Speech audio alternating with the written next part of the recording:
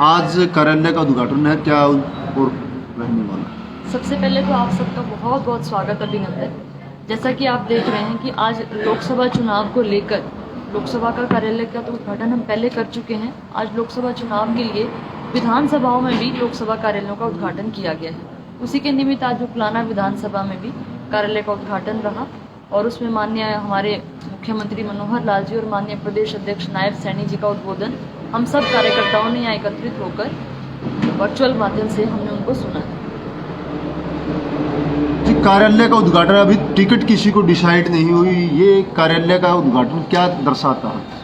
Bharatiya Janata party में तो ticket पहले दिन से ही डिसाइडेड होती है। हमारा कैंडिडेट कमल का फूल वो हमारे बीच 24 घंटे रहते हैं, तो वो आज भी हमारे बीच है, हमारा कमल का फूल। और किसी के हाथ में होगा वो एक अलग बात है, अलग इशू अगर आप कह सकते हैं। उसके निमित्त हम सब अपनी तैयारी पर पूरी तरह खड़े हैं और कार्यालयों के उद्घाटन आज हो चुके हैं। 90 के 90 विधानसभाओं में आज कार्यालयों का उद्घाटन हुआ। आने वाले समय में किस प्रकार की चुनाव रणनीति रहेगी और संभावित प्रत्याशियों के बारे में बात की जाए तो कौन कौन यहाँ से प्रत्याशियों के नाम गए हैं आगे के लिए? मैंने आपको कहा कि हमारा प्रत्याशी तो कमल का फूल है। उसके बाद संगठन किसी के भी हाथ में कमल का फूल देकर हमारे बीच भेज दें, उस चीज़ से कोई फर्क नहीं पड़ता। और रणनीति की मुझे लगता है कोई ऐसी बहुत लंबी चौड़ी बात नहीं है। चारों तरफ आप पूरे भारतवर्ष में नज़र घुमा के देखिए, चारों तरफ भगवामयी वातावरण है। लोगों के दिमाग पर एक ही नाम है, वो है माननीय प्रधानमंत्री नरेंद्र मोदी जी। और जैसा हम सब रोज़ सुनते हैं कि भारतीय जनता पार्टी 370 पार और एनडीए 400 पार के साथ जीत अपनी दर्ज करेगी और उसमें हरियाणा प्रदेश की भी 10 की 10 सीटें हम जीतने वाले हैं, इसमें कोई दो राय नहीं।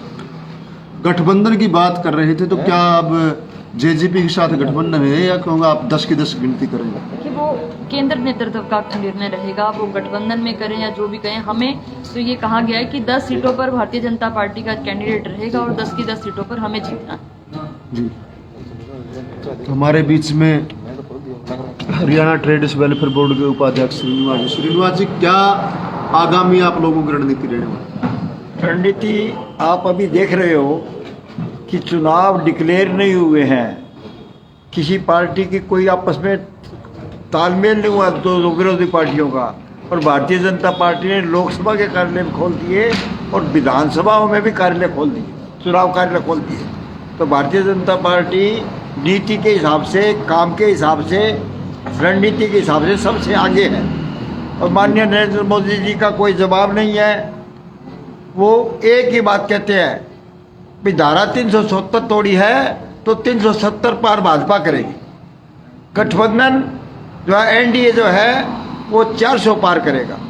तो इसमें कोई शक नहीं है। मोदी जी जो कहते हैं वो करते हैं। मोदी है तो मुमकिन है। मोदी जी के प्रभाव से और हरियाणा में माननीय मनोहर लाल जी के प्रभाव से और कार्यकर्ताओं की मेहनत से सब कार्यकर्ता, एक एक कार्यकर्ता, हमारा मंत्र है कि सबसे बड़ा पद कार्यकर्ता का है। और उसके बाद हम सब कार्यकर्ता होने के नाते पन्ना प्रमुख भी है। पन्ना प्रमुख के नाते हमारे पास हरियाणा में लाखों लोगों की फौज है, कार्यकर्ताओं की फौज है। उस फौज के बलबूते पे, पन्ना प्रमुख के बलबूते पे, शक्ति केंद्र के माध्यम से, ब्लॉक के अध्यक्षों के माध्यम से ये चुनाव निश्चित रूप से भारतीय जनता पार्टी पहले 3 लाख वोटों से जीती थी, अब के उससे ज़्यादा वोटों से जीत करके इस लोकसभा में भारतीय जनता पार्टी का मेंबर पार्लियामेंट होगा। और आने वाले समय विधानसभा में भी निश्चित रूप से यहाँ से विधायक जो भी कमल का फूल लेकर जाएगा वो निश्चित रूप से विधायक भी यहाँ से बनेगा। एक आपसे एक बात, हरियाणा के अंदर बीजेपी और जेजेपी की सरकार गठबंधन में है। आगे जो अब लोकसभा के चुनाव में जेजेपी अलग से चुनाव लड़ेगी या बीजेपी जेजेपी गठबंधन में? देखिए, जेजेपी बीजेपी कुछ नहीं, जो मोदी जी डिसाइड करेंगे, नड्डा जी डिसाइड करेंगे, माननीय नायब सैनी से डिसाइड करेंगे, मुख्यमंत्री जी डिसाइड करेंगे। भारतीय जनता पार्टी का कार्यकर्ता उसके ऊपर फूल चढ़ाएगा और जहाँ पर जो भी कमल का फूल लेकर के आएगा, हम तो कमल के फूल के साथ हैं, कमल का फूल जो लेकर के आएगा उसको जिताएंगे। नहीं, आप कैसे मान लेंगे? आपका मुख्यमंत्री फलाना विधानसभा में इलेक्शन नजदीक आगे एक बार भी दौरा नहीं करके गए। आपका एमपी 5 साल चुने हो गए, एक बार नहीं आए। आप जनता के बीच जा नहीं रहे। यहाँ बैठक करके आप हवा बना रहे हैं। आप जनता के बीच जाके उसकी कुछ की है, या आप क्या मानते हैं अभी 5 साल में मुख्यमंत्री एक बार भी आके यहाँ कोई घोषणा, कोई लोगों की समस्या, कोई नई उद्घाटन नहीं करते? आप कैसे मान लेंगे कि आपका प्रत्याशी यहाँ से देखिए, मोदी जी और मनोहर लाल जी जो काम कर रहे हैं आज तक किसी मुख्यमंत्री ने नहीं किया। आज ओम प्रकाश चौटाला को भी पूछो भाई हरियाणा का मुख्यमंत्री कैसा है, ईमानदार है।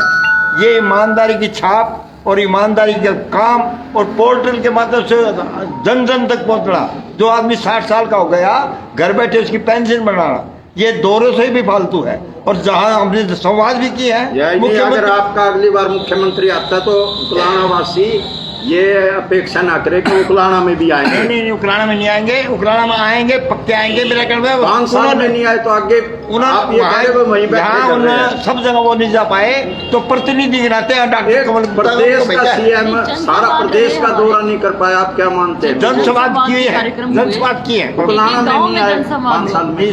सब जगह जाना संभव नहीं है। संभव एक प्रदेश का मुख्यमंत्री अपने प्रदेश का ही दौरा नहीं कर पाते। चलो आपकी भावना को देखते हुए जल्दी नहीं, आपका एमपी नहीं आया 5 साल में। नहीं आया, कहाँ है? एक मिनट, कहाँ है जी? कोई उकलाना में बताओ, बैठे हैं कहाँ के उसने ये पूछा लोगों को कोई है? आप अभी पीछे सूर्य आप लोगों के बीच जा नहीं सकते। आपने कोई काम नहीं किया, आप लोगों के बीच जा सकते नहीं, यही बैठक करते हैं। मोदी का सारा नाम लेके आप जीतना चाहते हैं। जितने विकासकारी है, कितना दुखी है, कितने विकासकारी आपको है ही नहीं। आप सुनो, जितने विकासकारी है कीर्तिमान उकराना विधानसभा में भारतीय जनता पार्टी ने किए हैं। उकराना मंडी में कॉलेज नहीं था, हमने कॉलेज बनवाया। ITI नहीं थी, पहुंचनी है, ITI बनाई, 4 लेन बनवाया, जगह जगह पानी दिए, और सब गांव में 90 नंबर कितने बिजली घर अपग्रेड कराए, कितने स्कूल अपग्रेड कराए। काम भारतीय जनता पार्टी ने करे।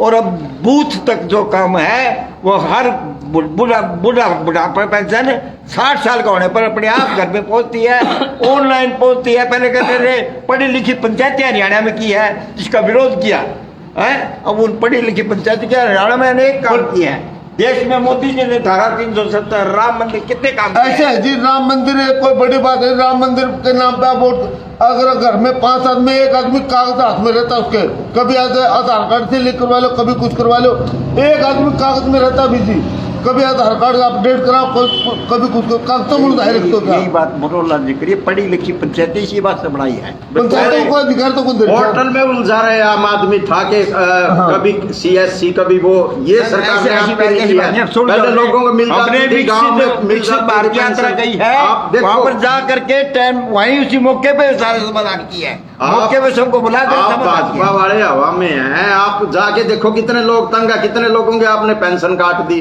कितने लोग कागज उठाए।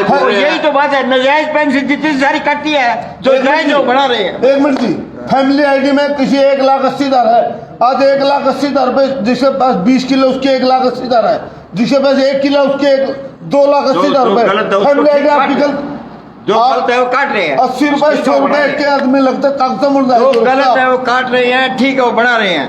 सबको घर बैठे पेंशन मिलने लग रही है, बैंक से पेंशन मिलने रही है। पहले पेंशन कोई एक आदमी नहीं जाता था, आदमी अपने पास रख लेता था, आदमी खा जाता था। कांग्रेस वाले आरोप लगा रहे हैं आप पे, भाजपा में हिम्मत नहीं है कि आप यहाँ CM की कोई जनसभा करवा सको, और वो करवाते हैं तो आप धारा 144 का हवाला देकर उनकी रद्द करवा देते हैं। ये लोकतंत्र है, राजतंत्र है, प्रशासन या डिक्टेटरशिप की तरफ बढ़ रहे हैं? धारा 144 है, क्या करना है ये प्रशासन का काम है।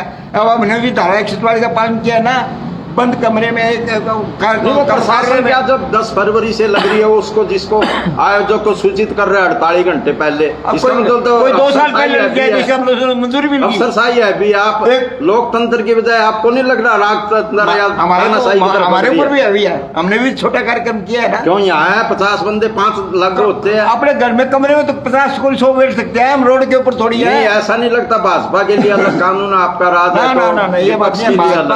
भाजपा सबकी हितैषी पार्टी है, हम किसी के भेदभाव नहीं करते। आप एक बात बताओ, यहाँ विधानसभा बिल पास किया आपने भाई, रोड जाम अगर करोगे, आपके कोई घर में मृत्यु हो जाता है, आप कोई मांग उठाते हो, उसके विरोध में अगर रोड जाम करते हो तो आप पर मुकदमा बनेगा। अब हरियाणा सरकार ने रोड बंद करके किसानों के, आपने बॉर्डर पे देखा समूह बॉर्डर लगा लो कहीं भी, कानून व्यवस्था कायम करने के लिए किए हैं। हरियाणा सरकार ने कोई चौक के चौक तोड़ी है, वहाँ कितने पुलिस लगा रखे हैं। कानून व्यवस्था हरियाणा की खराब ना हो, वो पंजाब में बैठे रहे, किंतु कानून व्यवस्था हरियाणा की खराब ना हो, इसलिए वो लगाए। दिल्ली पहले गए थे ना, भाई 1.5 साल बैठे रहे। अब चुनाव का टाइम है, चुनाव के टाइम में वातावरण को शुद्ध रखना है, वातावरण को काबू रखना है, कानून व्यवस्था कायम रखना। ठीक है, धन्यवाद। माता की जय हो। ठीक है जी, धन्यवाद।